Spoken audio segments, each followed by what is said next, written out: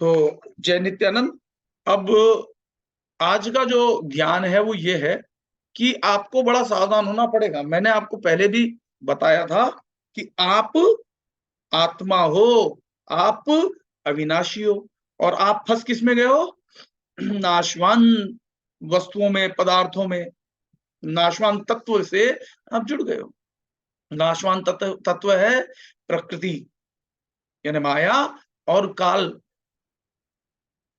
यानी जो आपके लिए कर्म करने के लिए आपको प्रेरित करता है, जो कर्म करता है।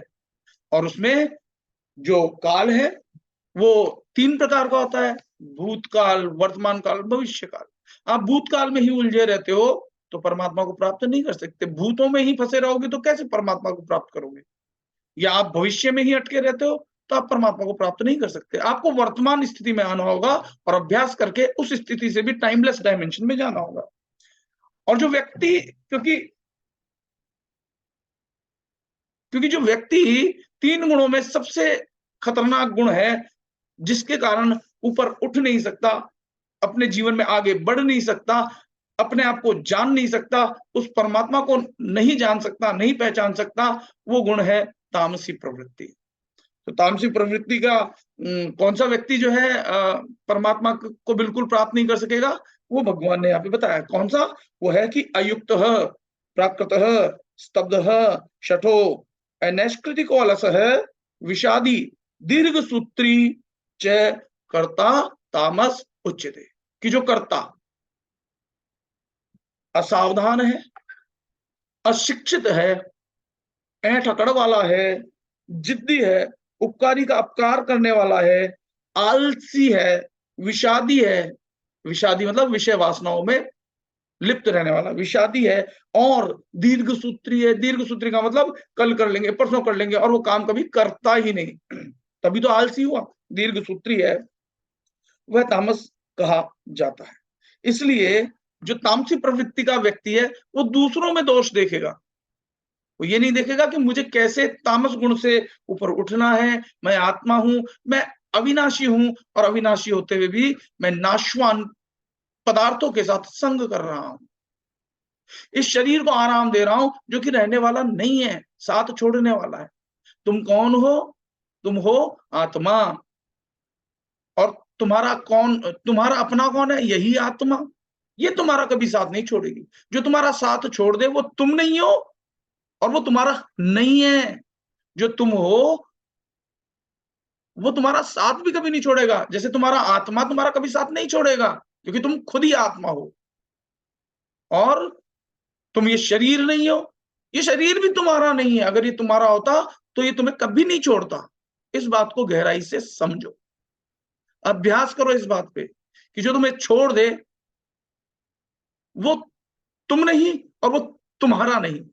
इसलिए जब तक आप अपने आपकी इस बात को परिपक्व नहीं कर लेते अभ्यास के साथ कि तुम आत्मा हो और आत्मा ही तुम्हारा है। कहते हैं ना, एक राम सुखदास जी महाराज हमेशा कहते थे कि मैं केवल परमात्मा का हूं और परमात्मा ही केवल मेरे अपने हैं। तो उन्होंने आत्मा को परमात्मा कह दिया। उसी प्रकार से मैं कह रहा हूं, तुम आत्मा ही हो और आत्मा ही तुम्हारा है। ठीक है? इसलिए समझो। और तुम शरीर नहीं हो, इसलिए शरीर तुम्हारा नहीं है, ये छोड़ेगा तुमको एक दिन। तुम मन भी नहीं हो, और ये मन तुम्हारा नहीं है। ये तुम्हें सहायता कर सकता है आगे बढ़ने में या नीचे गिराने में, गड्ढों में। तो तुम समझो, इस तमोगुण, ये गुण किसमें है? प्रकृति में। प्रकृति यानी माया, और काल क्या है? उसका मालिक। इसलिए मन माया का संग छोड़ोगे, अभ्यास करोगे आत्मा में रमण करने का, आत्मा से एक होने का, तब तुम ये जो तामस करता है ना, इससे ऊपर उठ पाओगे। अयुक्त है, प्राकृत है, स्तब्ध है, शठो, अनैष्कृति कोलस है, विषादी, दीर्घ सूत्री च कर्ता तामस उच्यते।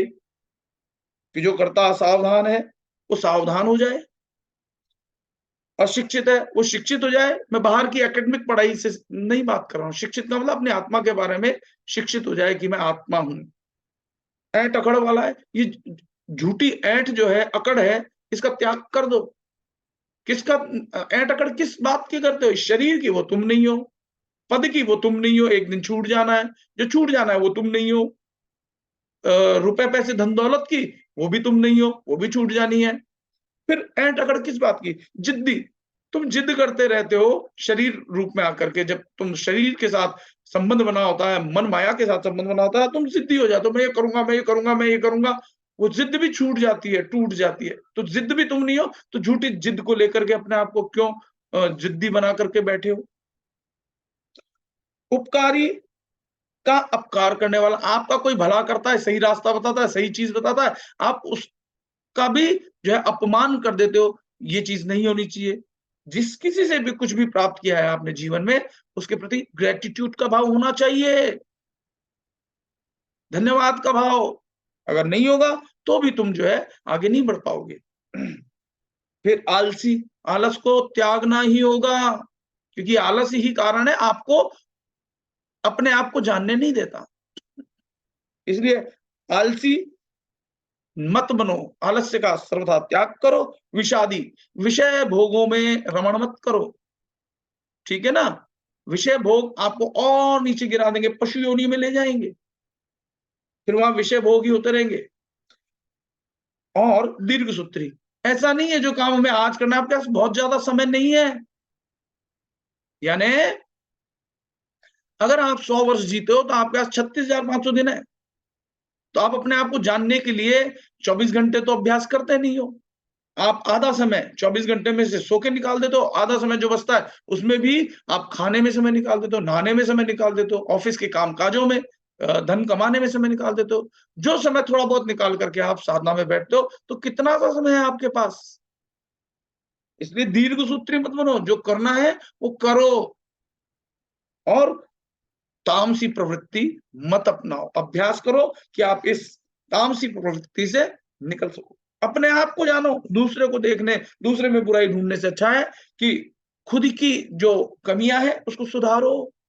खुद की कमियों से मेरा मतलब है, सबसे बड़ी कमी तो यह है कि हमने मन माया का संग कर रखा है। इस अभ्यास को आप जैसे जैसे बढ़ाओगे, मन माया से असंग करोगे, और अविनाशी जो आत्मा है वही केवल आपका है, और आप खुद ही वही आत्मा हो। और केवल आत्मा यानी परमात्मा ही आपका हो सकता है, और कोई आपका हो ही नहीं सकता। इसलिए इस बात को अच्छे से अपने अपने चेतना में डाल लो, कॉन्शियसनेस में, चिति शक्ति में। ठीक है, तो धन्यवाद आप सबका। अब हम साधना करेंगे, और साधना जो है हम YouTube पे नहीं अपलोड करते। इसके लिए आप संपर्क कर सकते हैं, मैं डिस्क्रिप्शन बॉक्स में जो है व्हाट्सएप में मेरे नंबर डालता हूं। और साधना का थोड़ा चार्जेस भी लिए जाते हैं, ताकि नथिंग कम्स फ्री। वास्तव में इस संसार में कुछ फ्री होता नहीं, इसलिए थोड़े चार्जेस लिए जाते हैं, ताकि आप उसका सम्मान कर सको जो आपको दिया जा रहा है। तो अगर आप इच्छुक हैं तो और लोग भी ज्वाइन कर सकते हैं, व्हाट्सएप पे संपर्क कर सकते हैं, और उसके बाद वो ये साधनाएं ज्वाइन कर सकते हैं। धन्यवाद। जय नित्यानंद। नमः शिवाय।